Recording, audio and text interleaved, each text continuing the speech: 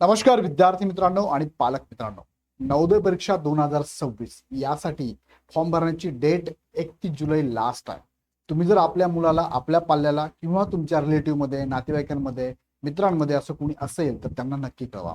Form भरण्याची date 31 जुलै आहे, पण तुम्ही कोणत्या जिल्ह्यात फॉर्म भरू शकता थोडक्यात हा व्हिडिओ शेवटपर्यंत बघा आणि योग्य त्या जिल्ह्यातच फॉर्म भरा, कारण नंतर अपात्र होऊ शकतात. चला वन बाय वन आपण बघूया.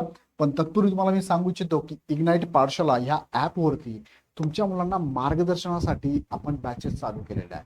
34 स्कॉलरशिपची बॅच आहे, 7वी स्कॉलरशिपची बॅच आहे, नवोदयची ही बॅच आहे, NMS ची बॅच आहे. 4थी 7वी 5वी आणि 8वीच्या ह्या बॅचेस आहे. 5वीला ऑलिम्पियाडची बॅच सुद्धा, मॅथ ऑलिम्पियाड मी स्वतः घेतोय. 25 जुलैला सगळ्या बॅचेस चालू होत आहे. इव्हन द होमी बाबाची बॅच जी आहे 6वीच्या विद्यार्थ्यांसाठी ती पण आपण चालू करत आहोत आणि 9वीच्या विद्यार्थ्यांना सुद्धा होमी बाबाची बॅच अवेलेबल असणार आहे. योग्य ती बॅच आपण घेऊ शकता. ह्या बॅचेस सगळ्या तुमच्या मुलाच्या स्कूल टायमिंग व्यतिरिक्त आहे, म्हणजे संध्याकाळी ह्या बॅचेस असतील. दररोज तुम्हाला 1 तासाचं लेक्चर असेल. त्या लेक्चरच्या अगेन्स्ट तुम्हाला दररोज आम्ही टेस्ट पण देणार आहोत.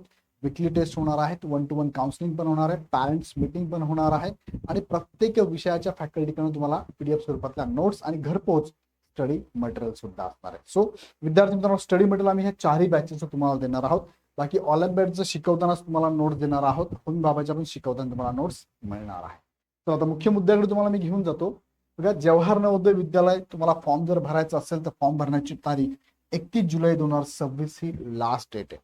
याची एक्झाम 28 नोव्हेंबर 2026 ला होणार आहे.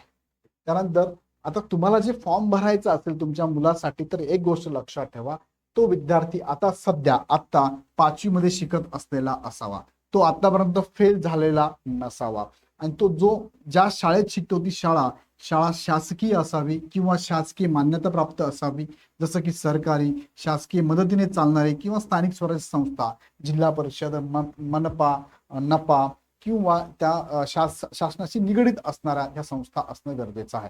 तुम्ही तुमच्या शाळेतील शिक्षकांना किंवा मुख्याध्यापकांना विचारू शकतात की आपल्या शाळेच्या अंतर्गत आपण आपल्या मुलाचा फॉर्म नवोदयला भरू शकतो का, त्याचा नंबर लावू शकतो का. तेही तुम्हाला सांगतील की तुमची संस्था प्रायव्हेट आहे की शासन मान्य आहे. प्रायव्हेट असेल तर प्रायव्हेटच्या विद्यार्थ्यांना फॉर्म भरता येत नाही.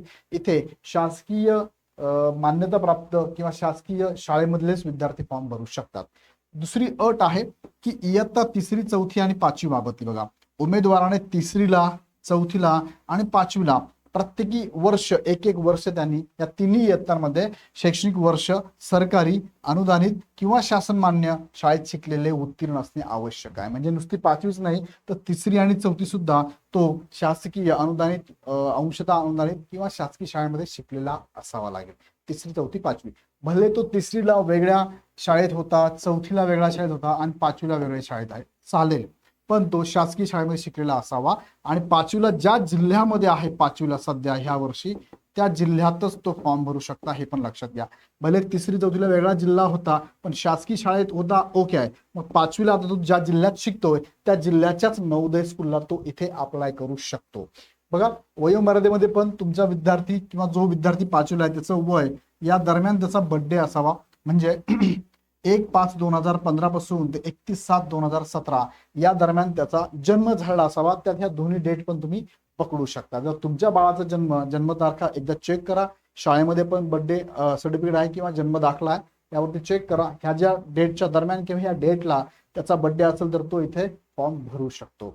आता जिल्हा जर विचार केला, महाराष्ट्रामध्ये टोटल 33+1 असे 34 जिल्ह्यांमध्ये स्कूल असणार आहे. या स्कूलमध्ये 2 असे जिल्हे आहेत, मुंबई शहर आणि मुंबई उपनगर. या ठिकाणी जवाहर नवोदय विद्यालय नाहीये, कारण हा पूर्ण 100% शहरी भाग आहे. मग आता यामध्ये बघा, महाराष्ट्रामध्ये कोणकोणते जिल्हे आहेत, तर सांगली आहे, सिंधुदुर्ग आहे, चंद्रपूर आहे, धुळे आहे. त्यानंतर अकोला, अमरावती, भंडारा, गडचिरोली, गोंदिया, हिंगोली, जालना, कोल्हापूर, नागपूर, नांदेड आहे. त्यानंतर नंदुरबार, नाशिक, पालघर, परभणी, पुणे, रायगड, रत्नागिरी, सातारा, वर्धा आणि अहमदनगर आहे. आणि वाशिम, यवतमाळ, बीड, बुलढाणा, जालना, लातूर, नंदुरबार, उस्मानाबाद, सोलापूर, औरंगाबाद सुद्धा यामध्ये इन्क्लूड आहे. आता यामध्ये लक्षात घ्या, तुम्हाला इथे जळगाव दिसत नाहीये. जळगाव आहे का? जळगाव पण नाही याच्यामध्ये. पण जळगाव पूर्वी 2 जिल्हे जेव्हा एकत्र होते तेव्हा 2 जिल्ह्यांना मिळून जर एकच नवोदय असेल तर जुना जिल्हा, नवी जिल्हा फॉर एक्झाम्पल हा ए नावाचा जिल्हा होता, यामधून बी आणि सी नावाचा जिल्हा तयार झाला आणि बी नावाच्या जिल्ह्यामध्ये नवोदयची स्कूल आली. तर मग प्रश्न येतो की सी नावाच्या स्कूलनी काय करायचं, सी नावाच्या जिल्ह्याने काय करायचं, तर हा जो जिल्हा आहे हा या नवोदयसाठी पात्र असणार आहे, हे लक्षात घ्या. जसं की ठाण्यामध्ये सुद्धा बघा, ठाण्यामध्ये स्कूल आहे का नवोदयची, नाहीये, पण पूर्वी पालघर आणि ठाणा एकत्र होता. पालघर ठाणे एकत्र असताना यांच्यासाठी नवोदयची स्कूल होती.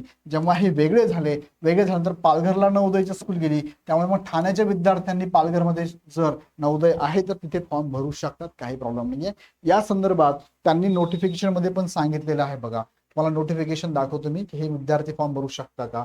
इथे बघा, जवाहर नवोदय विद्यालय ज्या जिल्ह्यात उघडले गेले आहे त्या जिल्ह्याचे नंतरच्या तारखेला विभाजन केले, म्हणजे डिव्हाइड झाले. नव्याने विभाजित झालेल्या जिल्ह्यात अद्याप नवीन विद्यालय उघडले नसल्यास जवाहर नवोदय विद्यालयात प्रवेशासाठी पात्रतेच्या उद्देशाने जिल्ह्याच्या जुन्या सीमांचा विचार केला जातो. म्हणजे जुनं 2 जिल्हे एकत्र असताना जे नवोदय होतं त्या ठिकाणी दोन्ही जिल्हे फॉर्म भरू शकतात, दोन्ही जिल्ह्यांचे विद्यार्थी फॉर्म भरू शकतात. बघा, उमेदवार ज्या शाळेत शिकत आहे ती शाळा उमेदवाराच्या वास्तविक निवासस्थानापासून जास्तीत जास्त 10 किलोमीटर अंतरावर असणे पण गरजेचं आहे. त्याच जिल्ह्यात, ज्या जिल्ह्यात तुम्ही आहात त्या जिल्ह्याचं शाळा आणि घरातलं अंतर हे 10 किलोमीटरपेक्षा जास्त नसावं. मग अशा प्रकारे आपण जर बघितलं तर जी निकष मी तुम्हाला सांगितले त्यानुसार तुम्ही ज्या जिल्ह्यात आता 5वीला शिकत आहात ना त्याच जिल्ह्यामध्ये नवोदयच्या स्कूलला अप्लाय करू शकता. बाहेरच्या जिल्ह्यांमध्ये नवोदयच्या स्कूलसाठी तुम्हाला अप्लाय करता येणार नाही, हे पण लक्षात घ्या.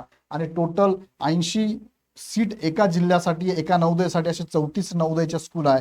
2720 जागांसाठी महाराष्ट्रामध्ये ही भरती होणार आहे. सो खूप चांगली संधी, जर निवड झाली तर 6वी ते 12वी शिक्षण टोटली सीबीएसई पॅटर्न नुसार निवासी प्रकारामध्ये फ्री असणार आहे. काही खर्च विद्यार्थ्यांना किंवा पालकांना करावा लागणार नाही. सो याबाबत तुम्हाला जर ही एक्झाम द्यायची असेल तर 4 महिन्यांचा अवकाश आहे. ह्या 4 महिन्यामध्ये योग्य तयारी करायची असेल तर इग्नाइट अकॅडमीच्या बॅचेस तुम्ही जॉईन करू शकता. यासाठी तुम्ही इग्नाइट पाठशाळा नावाचा ॲप डाउनलोड करून लगेच बॅच जॉईन करा, किंवा अधिक शंका असेल, काही प्रॉब्लेम असेल, काही विचारत असेल तर ह्या नंबरला कॉल करून माहिती घेऊ शकता. खाली डिस्क्रिप्शन मध्ये लिंक दिलेली, लिंकवर क्लिक करून ॲप डाउनलोड करा, हवी ती बॅच जॉईन करा. सो लक्षात घ्या, 5वीला तुम्ही ज्या जिल्ह्यात शिकत आहात त्याच जिल्ह्यामध्ये तुम्ही अप्लाय करू शकता, हे लक्षात घ्या. यात काही शंका असेल मला कमेंट बॉक्समध्ये टाका, अधिक माहिती ह्या नंबरला कॉल करा. व्हिडिओ आवडला तर लाईक करा, तुमच्या मित्रांना ग्रुपमध्ये शेअर करा.